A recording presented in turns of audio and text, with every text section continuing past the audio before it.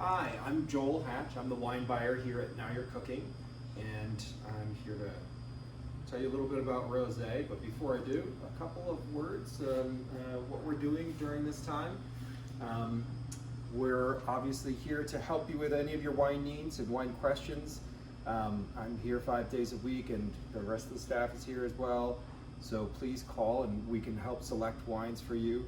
In order to help facilitate your shopping, we are also putting together a list of all of our wines and beers, which is in progress on the website. And that we'll continue to work on adding things to that and keeping it as accurate as possible.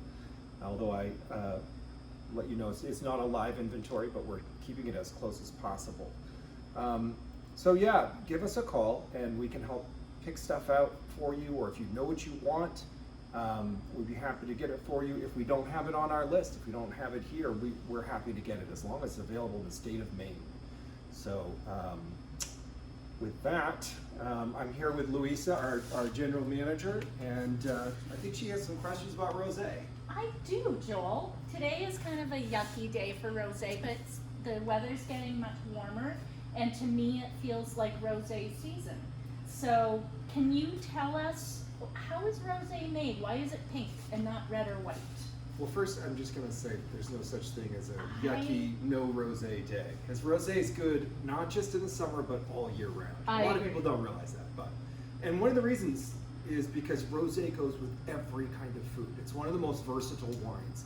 So a lot of times when people ask me, they have a challenging dish to pair, I say, the easiest thing to do is pick a Rosé, because Rosés literally go with everything. So to get back to your question though, Rosé is basically red grapes made in a way where they only get a little bit of skin contact. So the juice is only in contact with the skins for a short period of time, sometimes as short as a matter of hours, where they're mixing the juice and the skins in to get a little bit of color.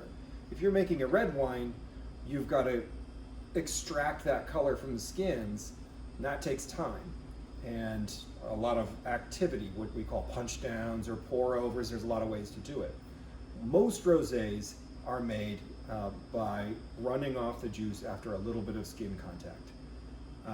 And that running off of the juice is a method the French call saignée. But there's another method.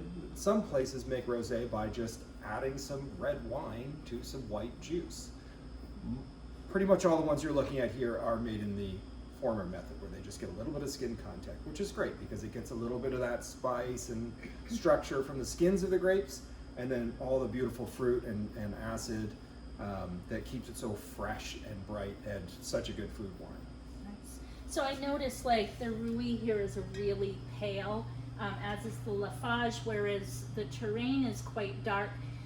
Those obviously have had the skins left in longer. Yeah. And how does that affect the flavor So or the style of the wine? usually the longer the skin contact, obviously you're going to get more color, and usually with more color you're going to get a little more structure. And what I mean by structure are things like tannin, different types of acid that are in the skins, not in the juice. And a lot of times you get more of those kind of red berry flavors, as opposed to, some of these more pale ones. You're gonna get, you can get anywhere from like citrus to floral things and things like that.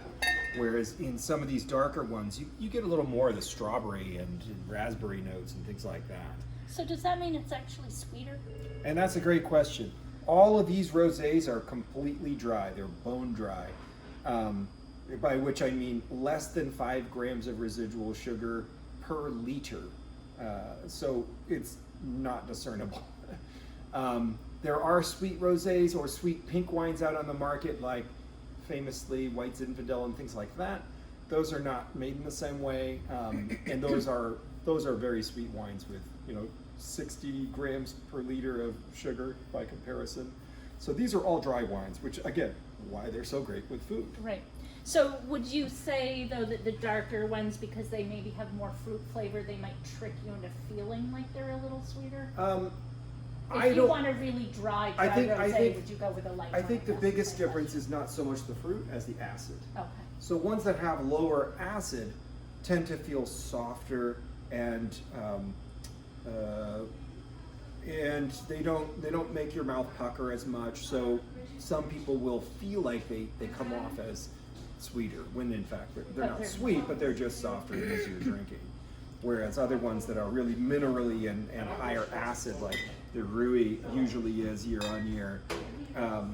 Which I've had before. And then this really fabulous. This one's interesting because it's actually quite low alcohol. It's only 11.5% alcohol.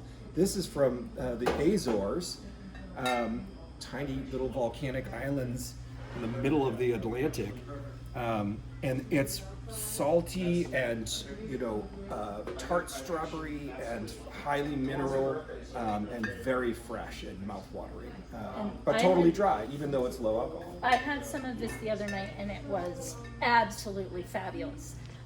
Which would you say, like, what are some of your favorites from this lineup here?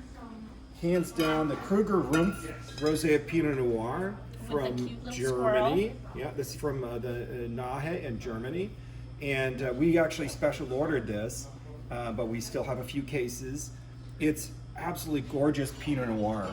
The Pinot Noir characteristics really come through, which is one of the things that I think is great about Rosé, is that it can taste very much like the varietal without being a red wine. So it's still refreshing and bright and all of the qualities you associate with white wine.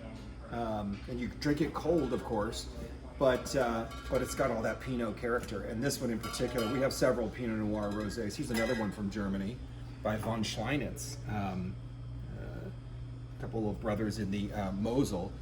And that one's got a little more plumpness to it, but both of them really good German Pinot Noirs. And you mentioned drinking it cold. Do you want your rosé really icy cold, or do you want it just to have a chill on it? It's a matter of preference. Most people, when they're drinking rosé, it's hot weather and they like it ice cold, and there's nothing wrong with that. You'll suppress a little bit of flavor, but it's very refreshing.